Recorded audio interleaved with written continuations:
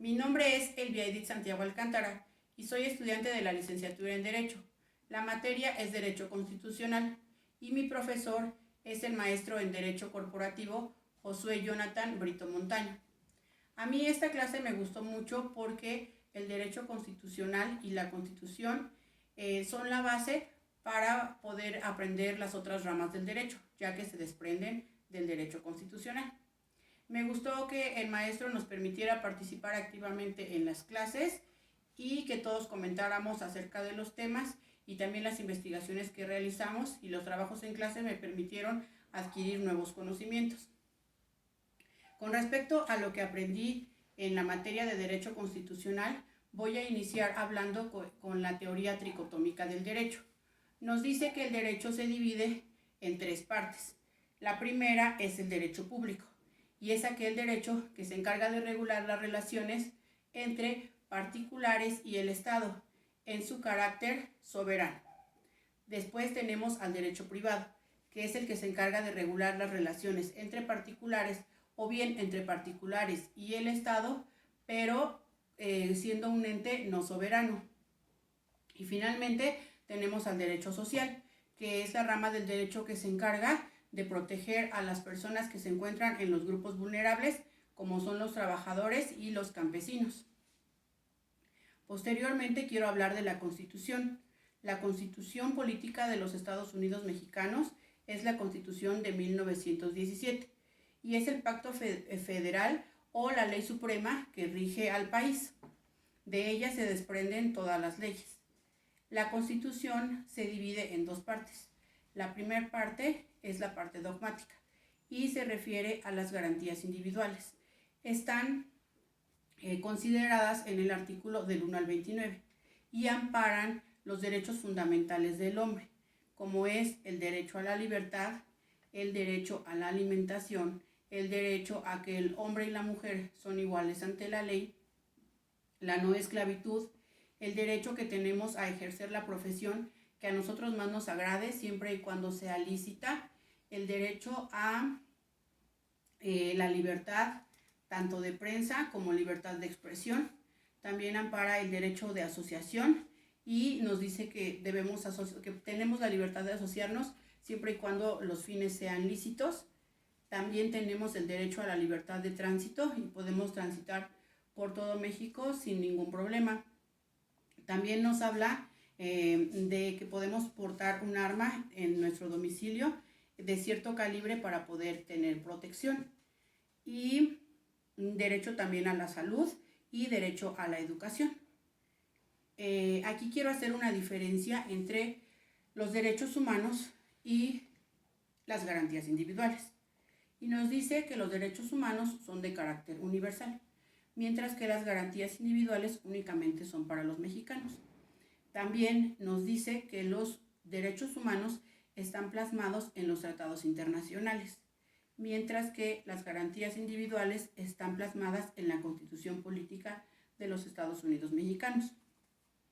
Quien tutela a los derechos humanos es la Organización de las Naciones Unidas, y quien tutela a las garantías individuales es el propio Estado a través del Poder Judicial. El costo de los derechos humanos es gratuito, pero no es así con las garantías individuales. La instancia de los derechos humanos es una queja, mientras que la instancia de las garantías individuales se hace a través de una demanda. La resolución en los derechos humanos es únicamente una recomendación, y la resolución en las garantías individuales es una sentencia, la cual es de carácter coercitivo, lo cual quiere decir que su cumplimiento es obligatorio, aun cuando se quiera cumplir o no se quiera cumplir. Después tenemos dentro de la Constitución la parte orgánica, que es del artículo 30 en adelante, y que son los siguientes títulos, porque la Constitución Política se divide en 139 artículos y 9 títulos.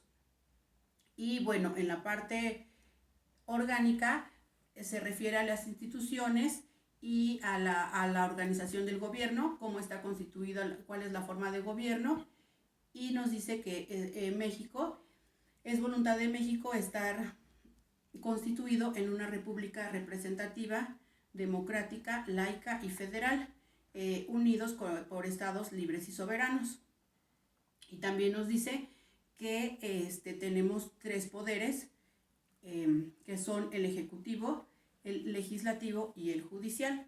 Dentro de la Constitución también nos dice cuáles son los requisitos que necesitamos cumplir para poder ejercer alguno de los cargos de presidente o de legislador o de ministro de la Suprema Corte de Justicia de la Nación, ya que dentro de la Constitución está garantizado que tenemos el derecho a votar, pero también tenemos el derecho a ser votados. En cuanto al poder legislativo, está compuesto por la Cámara de Diputados y la Cámara de Senadores. El poder legislativo es el encargado de realizar y aprobar las leyes. Tenemos en México a nivel federal 500 diputados y 128 senadores. Y a nivel local, que es en el Estado de México, no hay senadores, y hay un diputado por cada uno de los distritos que integran al Estado de México, y a nivel municipal no se legisla. En cuanto al Poder Ejecutivo, está representado a nivel federal por el presidente de la República, es el encargado de hacer que se cumplan las leyes, y a nivel local está representado por el gobernador del Estado de México, y a nivel municipal por el ayuntamiento. Y finalmente, el otro poder es el Poder Judicial de la Federación, y está representado por el Tribunal de la Suprema Corte de Justicia de la Nación. Es el encargado de impartir justicia, y se encuentran también los tribunales. Y eso sería todo. Muchas gracias. Y por último, quiero comentar que la ley, para que pueda ser llevada a cabo, pasa por diferentes etapas.